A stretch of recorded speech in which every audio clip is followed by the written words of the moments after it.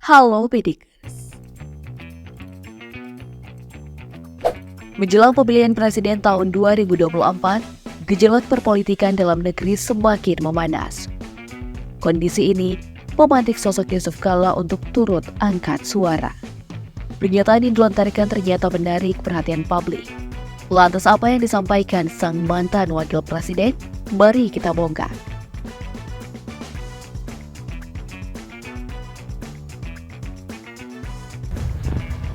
Wakil Presiden Indonesia ke-10 dan ke-12, Yusuf Kala menyebut bahwa ada 3 hal yang memiliki pengaruh besar dalam proses politik dan demokrasi di Indonesia saat ini.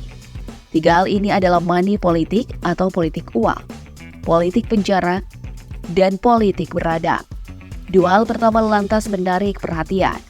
Yang akrab disapa JK ini menjelaskan bahwa politik uang adalah yang utama, sementara yang kedua adalah politik penjara. Karena jika salah bertindak dan memiliki bukti akan masuk penjara. Tapi apa sebenarnya money politik dan politik penjara? Money politik adalah fenomena yang telah lama menjadi bagian dari sistem politik di banyak negara di seluruh dunia. Dalam demokrasi, para politisi seringkali perlu mengumpulkan dana besar untuk mendukung kampanye mereka. Ini mencakup biaya untuk iklan politik, penyelenggaraan acara kampanye, dan bahkan bayaran untuk konsultan politik yang mahal. Namun money politik tak selalu positif. Terkadang praktik ini melibatkan penggunaan uang untuk mempengaruhi keputusan politik yang dapat merugikan kepentingan masyarakat umum. Politisi atau pejabat pemerintah menerima uang atau hadiah lainnya dari individu atau kelompok tertentu sebagai imbalan untuk mengambil tindakan yang menguntungkan pemberi suap tersebut. Ini dapat merusak proses pengambilan keputusan yang adil dan berintegritas. Money politik juga seringkali terkait dengan korupsi, di mana pejabat pemerintah menggunakan posisinya untuk memperoleh keuntungan pribadi atau finansial, seringkali dengan cara yang ilegal atau tak etis. Lebih lanjut, para politisi yang bergantung pada sumbangan finansial dari kelompok-kelompok kaya atau perusahaan besar mungkin cenderung mengambil keputusan yang lebih menguntungkan kepentingan ekonomi daripada kepentingan rakyat. Money politik juga dapat menghasilkan ketidaksetaraan dalam sistem politik. Para kandidat yang mampu mengumpulkan lebih banyak uang memiliki keunggulan besar dalam kampanye. Sementara orang-orang yang kurang beruntung secara finansial seringkali kesulitan bersaing. Money politik adalah isu yang kompleks dan kontroversial dalam politik modern. Karena sementara uang dapat digunakan untuk mendukung kampanye yang sah dan transparan, dan juga membuka pintu bagi penyalahgunaan dan ketidaksetaraan politik. Oleh karena itu, banyak negara berusaha untuk menemukan keseimbangan yang tepat antara mendukung demokrasi yang sehat dan melindungi integritas proses politik dan pengaruh yang merugikan. Di Indonesia, money politik atau politik uang belum memiliki definisi baku. Istilah politik uang selama ini digunakan untuk menyatakan korupsi politik, klientelisme, sampai pembelian suara. Politik uang dapat berupa upaya suap-menyuap pemilih dengan memberikan sejumlah uang atau jasa agar preferensi suara pemilih dapat diberikan kepada penyuap. Jenis politik uang pun beragam. Ada hal-hal yang bisa dikategorikan politik uang, seperti pemanfaatan fasilitas negara untuk keuntungan pribadi kaitannya dengan pemilu atau pilkada. Jenis politik uang lainnya berupa pemberian fasilitas jalan raya maupun pemberian fasilitas jembatan yang menggunakan anggaran negara untuk kepentingan pribadi. Adapun sanksi bagi orang yang melakukan politik uang dalam pemilu 2024 tercantum dalam pasal 515 Undang-Undang Nomor 7 Tahun 2017 tentang Pemilihan Umum. Sedangkan ancaman pidana bagi perorangan atau individu yang melakukan politik uang pada hari pemungutan suara tercantum pada pasal 523 ayat 3 Undang-Undang Pemilu dengan ancaman hukuman penjara selama 3 tahun dan denda 36 juta rupiah. Tak hanya menyinggung perihal money politik, Yusuf Kala juga menyinggung soal politik penjara. Secara umum, politik penjara adalah arena yang kompleks dan kontroversial dalam dunia hukum dan politik. Ini mencakup berbagai aspek yang berkaitan dengan sistem penjara, hukuman, dan peradilan pidana.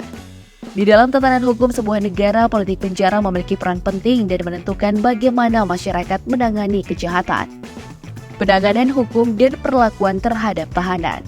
Keputusan politik mempengaruhi banyak aspek dalam sistem penjara, termasuk jenis hukuman yang diberikan kepada pelaku kejahatan, kondisi di dalam penjara, dan pengelolaan sistem peradilan pidana secara keseluruhan. Pertama-tama, politik penjara mencakup perumusan kebijakan pidana.